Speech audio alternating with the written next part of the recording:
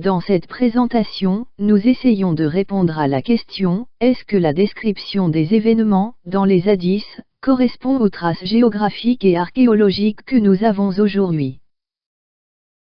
Maintenant, nous retournons à la Mecque, et nous regardons Safa et Marwa. Il y a des gens qui les appellent montagne al-Safa et montagne al-Marwa. Sauf que leur hauteur nous apparaît être moins de 20 mètres. Nous lisons la signification de montagne dans le dictionnaire de la langue des Arabes, et nous apprenons qu'il s'agit d'un nom pour chaque pli de la terre, quand il devient grand et long parmi les plis, les hauteurs et les montagnes fines ou grasses. Et si le pli est petit et solitaire, alors c'est un mont, une colline ou un monticule. Safa et Marwa semblent être, à notre avis, des monticules. Le hadith d'Ibn Omar numéro 102, dans le livre du pèlerinage 25 d'Al-Bukhari, rappelle que Muhammad marchait et courait dans le lit du ruisseau pendant qu'il faisait le tawaf, le rituel d'aller et retour entre Al-Safa et Al-Marwa. Point 55. Où se trouve le lit du ruisseau aujourd'hui? Qui l'a supprimé s'il était présent? Il semble qu'il était à un autre endroit, et les musulmans d'aujourd'hui ne peuvent pas accomplir le rituel comme le faisait Muhammad. Et près de Safa, nous regardons la Kaaba et nos frères qui exécutent le ramal autour d'elle, ronde rituelle autour d'elle, tawaf, en marche rapide, ramal. Nous lisons la signification du verbe qu'ils utilisent pour cela, ramala, dans le dictionnaire de la langue des Arabes. Et apprenons que l'homme fait du ramal s'il marche rapidement, et bouge ses épaules en même temps. Ce faisant, il ne saute pas et n'accélère pas. Et celui qui accomplit le rituel, tawaf, de la maison, la Kaaba, effectue cette marche, ramal, en suivant l'exemple de Muhammad et ses compagnons, qui le faisaient pour informer les habitants de la Mecque, qu'ils avaient de la force en eux. Et nous nous rappelons le hadith d'Ibn Abbas numéro 88, dans le livre du pèlerinage 25, d'Al-Bukhari. Où Muhammad et ses compagnons sont venus, et les associés ont dit que, il venait vers eux, et il avait été affaibli par la fièvre de Yasrib. Muhammad a donc ordonné à ses compagnons de faire du ramal, dans les 3 premiers ashwat, tour de tawaf de la Kaaba, et de marcher entre les 2 coins, la pierre noire et le coin yéménite. Et la seule raison pour laquelle il ne leur a pas ordonné de faire du ramal dans tous les ashwat, était qu'il avait pitié d'eux. Le dictionnaire de la langue des Arabes nous apprend que ashwat est le pluriel de shaout, et cela signifie un tour de tawaf, autour de la Kaaba, la maison. C'était à l'origine une distance sur la terre, que les Perses comptaient comme un maïdan à peu près. Le dictionnaire riche nous apprend que, un maïdan pour la course de chevaux est une grande surface au sol, pour la course de chevaux, un stade. L'histoire nous apprend que les compétitions de chevaux sur le terrain étaient connues, et le tour du stade était long d'environ 400 mètres. Nous connaissons avec précision les dimensions de la Kaaba. Sa largeur est inférieure à 12 mètres, et la longueur de la Kaaba, avec la Al-Hatim, est inférieure à 22 mètres. La longueur du tour est donc, ici, d'environ 75 mètres. Point 56. Comment se fait-il que les compagnons, les héros, se soient fatigués après avoir effectué 3 fois 75 mètres de ramal, ce qui est moins de 300 mètres, alors qu'ils avaient monté leurs chevaux de Médine à la Mecque, ce qui fait 450 km. La Kaaba de la Mecque est-elle la même que celle de l'époque de Muhammad? A-t-elle rétréci? Puis nous nous rappelons le hadith d'Abdullah numéro 39, dans le livre des oppressions 46, d'Al-Bukhari.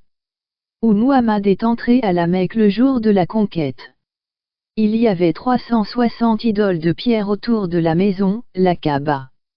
Il a commencé à frapper les idoles avec un bâton qu'il avait à la main en récitant. La vérité est venue et l'erreur est partie, la vérité est venue et ne laissez plus l'erreur commencer ni revenir. Point 57. Si un tour autour de la Kaaba, shaout, est de 75 mètres, et s'il y avait 360 idoles de pierre autour de la maison, Kaaba, alors la largeur de l'idole de pierre unitaire est d'1/4 de mètre. Comment cela se fait-il, si presque toutes les idoles de pierre qui ont été retrouvées lors de fouilles archéologiques, étaient d'environ 1 mètre de large? Et maintenant, nous voulons sortir de la Mecque, en suivant les traces de Muhammad. Aussi, nous nous rappelons le hadith d'Ibn Omar numéro 62, dans le livre du pèlerinage 25, d'Al-Bukhari, où Muhammad entrait à la Mecque par Qada, par la haute Saniya, dans la partie plate, et quittait la Mecque par la Saniya basse.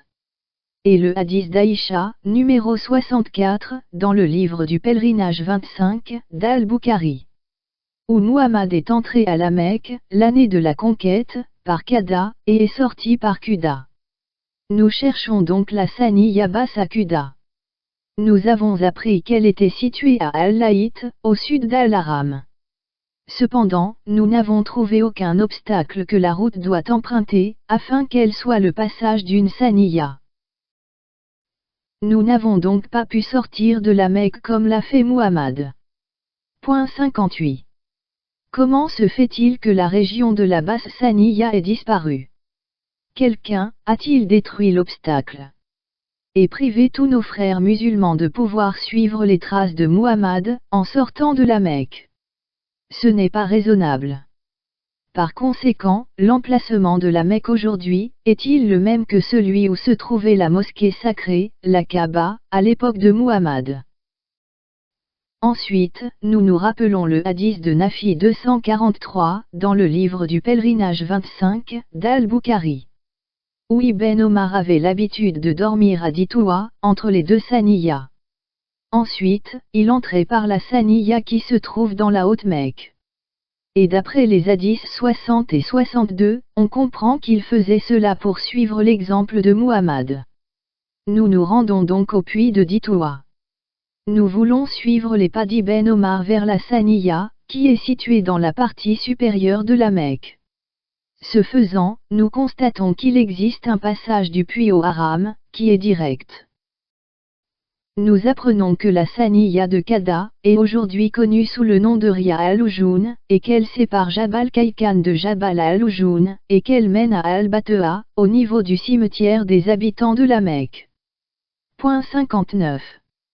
Qu'est-ce qui a obligé Muhammad à faire tout ce tour pour entrer à la Mecque, même après la conquête de la Mecque, si la voie directe était plus facile? C'est contre la logique. Nous avons été informés que le puits de Ditoua est situé dans le quartier de Jarval, entre la Ria d'Abou Lahab et le dôme de la vallée de Toua. La vallée de Toua est le point où Muhammad a distribué les membres de l'armée musulmane, venant à la Mecque afin de l'ouvrir, de la conquérir. Muhammad a donné son ordre à Zubair bin al-Awwam d'entrer à la Mecque, avec quelques camarades, à partir du site de la Saniya de Qada, connu de nos jours sous le nom de Ria al-Ujoun. Un autre ordre a été donné à Sefula al-Masloul Khalid bin al-Walid d'entrer à Ouma al-Qoura, la Mecque, à partir du site d'Al-Laït. Avec lui sont allés un certain nombre de tribus arabes, comme les tribus de Bani Affar, Jaïna, et Aslam, et Mazina.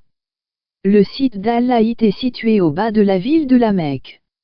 Et puis, Muhammad s'est dirigé vers Yazakir afin d'entrer dans la noble Mecque. Point 60. Sur la carte, il apparaît que Yazakir se trouve au nord de Qada et que Qada se trouve au nord du Haram. Il n'est pas logique que Muhammad n'ait envoyé aucune armée par la voie directe du Haram, et qu'il se soit éloigné de la bataille, et que l'armée de Zubair ait été entre lui et Kouraïch, comme s'il avait peur. La Sira le décrit toujours comme un homme courageux, se battant avec ses deux épées dans le feu de l'action. Il nous semble donc impossible que cette bataille se soit déroulée comme on l'a dit, à la Mecque. Et maintenant, nous nous rappelons que, selon la Sira prophétique, Kouraïch a envoyé, depuis la Mecque, des milliers de combattants contre Médine. La Mecque comptait donc, à l'époque, au moins, 5000 habitants. Et ces habitants avaient besoin de nourriture et de boissons. Les fouilles archéologiques n'ont montré aucune importation de telle quantité de nourriture, à l'époque de Muhammad. Et le climat autour de la Mecque, au temps de Muhammad, et aussi de nos jours, n'autorise pas l'agriculture dans les champs, en raison du manque d'eau et des températures élevées. et 5000 habitants ont besoin de 50 km², à tout le moins, de champs fertiles, pour obtenir leur nourriture. Point 61. Comment se fait-il qu'il y avait 5000 habitants à la Mecque, s'ils ne recevaient pas de nourriture et de boissons?